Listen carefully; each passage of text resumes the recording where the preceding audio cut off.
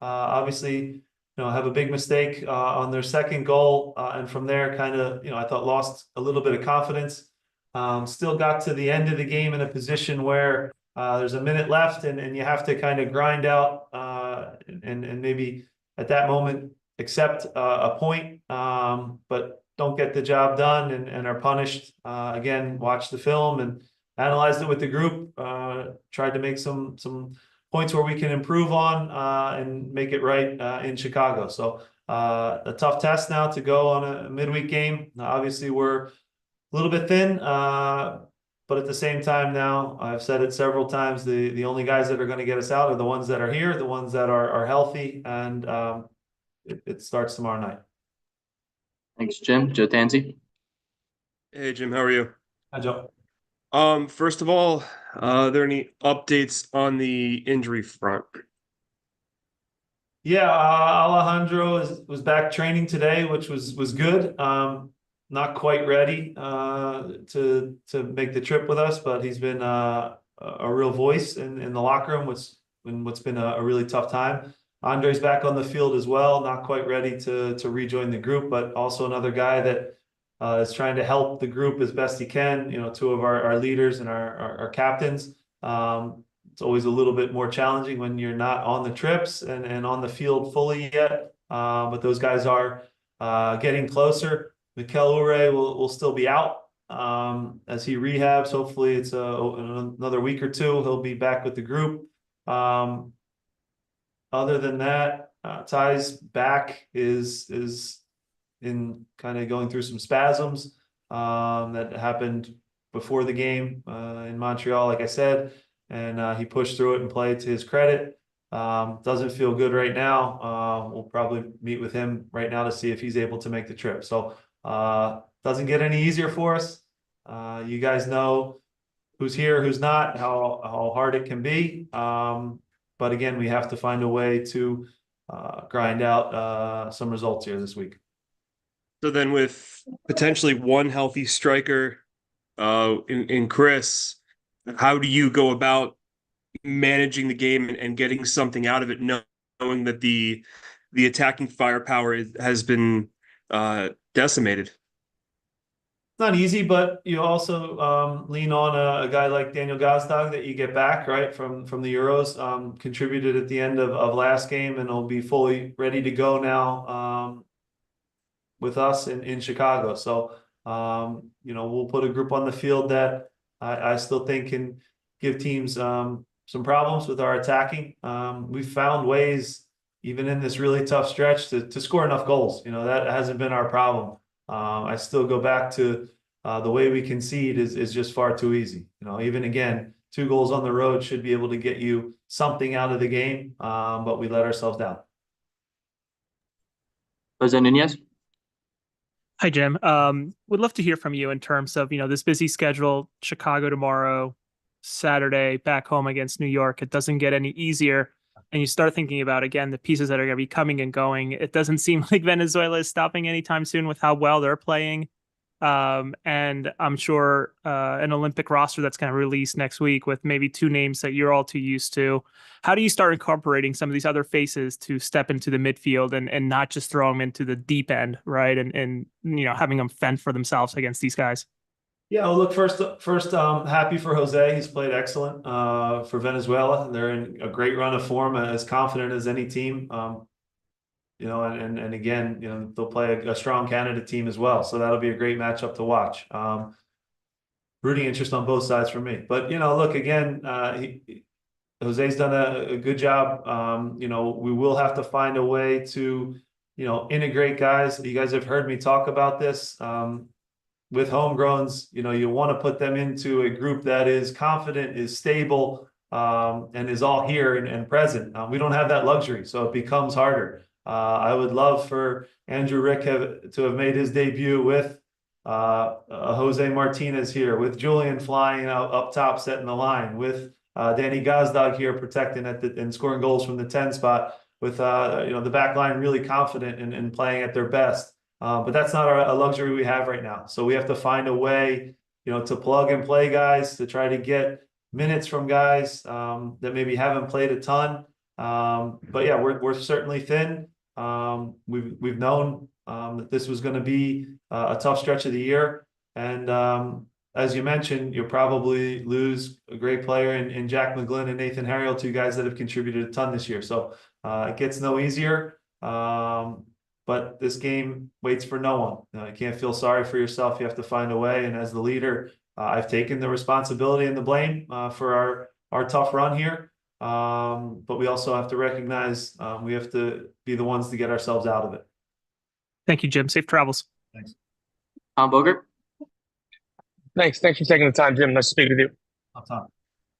Kind of changing gears a little bit. You just mentioned Julian Carranza. Obviously this is something that has been in the works for a while. There's no secret, but now that the deal has finally gone official, what did Julian mean to this club to you? And I guess what are your thoughts of his fits at Feyenoord and beyond? Thank you. Yeah, I've been lucky to work with a lot of really, really good players over the years here, and have been in Philadelphia for obviously a lot of seasons. Julian's one of my favorite players I've ever worked with. Look, as a coach, he's a dream striker. I think as a player that represents this badge, he's kind of the perfect striker that is willing to do the dirty work. Also has the quality in the box to be ruthless and finish plays off. I think it's a perfect league for him to go to and not just go there and contribute a little bit. I think he can go there and dominate. It's a league that is fairly open, is end to end, is one that I'll just say isn't the Italian league with the defending defense first mentality. You've seen players go there from America and dominate. Great players, obviously. Michael Bradley, look at his goal total when he was in Holland, incredible. Josie, for sure, breaking records over there with the amount of goals he scored. So I think it fits a really good striker like Julian. And look, guys, I don't judge strikers and players by the salary that they made, the transfer fees. I judge them by, did they help us win games? Right? And did they create memories for the fans? And when you really think about Julian Carranza, the best memories at this club he's involved in, the best wins at this club he was a big part of. So I loved working with him. I think we have a very good, healthy relationship. I wish he could have had a smoother, farewell and played out these last games and gotten cheered off the field one last time in Philly. I wish it went that way. But sometimes in sports, what you want and what you get are two entirely different things, Tom. So I wish him nothing but the best. A player, again, that I love and will keep in touch with, and a special human being off the field as well. So nothing but the best for Julian. Served the club really, really well, and like I said, created so many great memories that I'll never forget. Thank you. Paolo Mooney.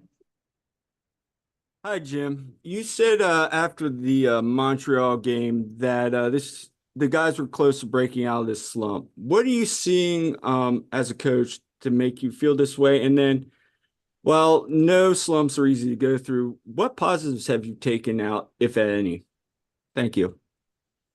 Yeah, look, to put an end to a tough stretch is really difficult, and you can be close. We were close in Cincinnati to at least taking a point from one of the best teams in the league. We were close in Montreal and should have taken another point. Again, those are moral victories, I would say. Ultimately, we have to win our home games and get back to doing that. That's the recipe for success in this league. And right now, I take the blame for that. We haven't been good enough at home. We've let our fans down. We've lost confidence in our own building. And we'll have an opportunity on Saturday to get that right against the rival. But right now, our focus fully is on Chicago, going there and playing a team that's also coming off I thought a result that they should have gotten at least a point out of it against Seattle. They're playing better in recent weeks. They've changed formations, and will be two desperate teams, going at each other, and teams that need 3 points. 1 point right now for either team doesn't really help. So when I say there's no moral victories, I mean we have to find ways to get wins. And I still will say we're a team that when everybody is back and everybody is playing well, we still can get in the playoffs, and I still would not want to play us in a one-off game with the experience that this group has. John Zapata. Thanks, Nico. Hey, Jim. So I wanted to talk real quick about Chicago. Seems like they kind of been leading on the three-back set with those wing backs that get up high there. Obviously, you've seen a lot of those teams over the past couple matches. What have you learned that you can kind of you can use for tomorrow's match against Chicago? Yeah, I think, look, if you analyze our Montreal game in the first half, we did a really good job with our two blocks of four, and our wide midfielders did a really good job of still staying high, and making them defend us a little bit, and having their wing backs at least be thinking about us going forward. As the second half started to creep by, you started to see us almost look like a back six, which is just a recipe for trouble. You saw Jack McGlynn almost in the same line as Kai out towards his left with Ruan, which is not a matchup we want. So again, we looked at it on the film. We showed different ideas of staying true to that, to your position, and not dropping into a real defensive posture. We were never able to get out in the second half. Part of that, you give credit to the opponent too, but that would be the biggest takeaway when you're dealing with those wing backs. Sometimes making them defend you is the best way to defend them, being brave and going forward. And I think you saw that in the first half where, Quinn got into the box a few times, got some good shots off, and made them have to drop off, not be able to attack so easily. We got a little bit, especially after the kind of fluky second goal that we conceded. We kind of had a little too defensive of a mindset as a group and dropped deeper and deeper. We eventually changed to a back three. I thought had enough guys behind the ball to make a play, make a block, and get out with a tie, but we didn't get it done. Thanks, Jim. Julian. Hi, Jim. You had said you started Andrew Rick against Charlotte looking for a spark. Was that the thinking versus Montreal, or was it more tactical? And could you comment on how you think he's developing? Yeah, some good moments and some tough moments, much like a lot of guys this season, where they'll make big plays and take a big step forward, but then they'll also have a play that maybe humbles them. And I think you had that on the second goal, a goal that was no good, in a lot of ways. So we'll learn from it. We'll still have a decision to make. Again, like I said, we have two young goalkeepers in Oliver and Andrew that we believe in. We know when you play young players, there's going to be learning moments. You only get those through the games. Does it hurt sometimes with points? It does, but we still believe very much in them and know that they're both capable starters. They're going to have long careers in this league. But right now, like I said, we don't have the luxury of kind of easing them into it. Players are going to get thrown into the deep end, and it's sink or swim time. And final question, we go to Joe Tansey. To stay on the goalkeepers, how do you manage the psychological aspect of it? Andrew's got, or Oliver, if he comes back in, have got numbered games until Andre comes back. How do you manage you get the opportunity, but also know your time's limited if everything goes right with Dre? Yeah, it's not easy.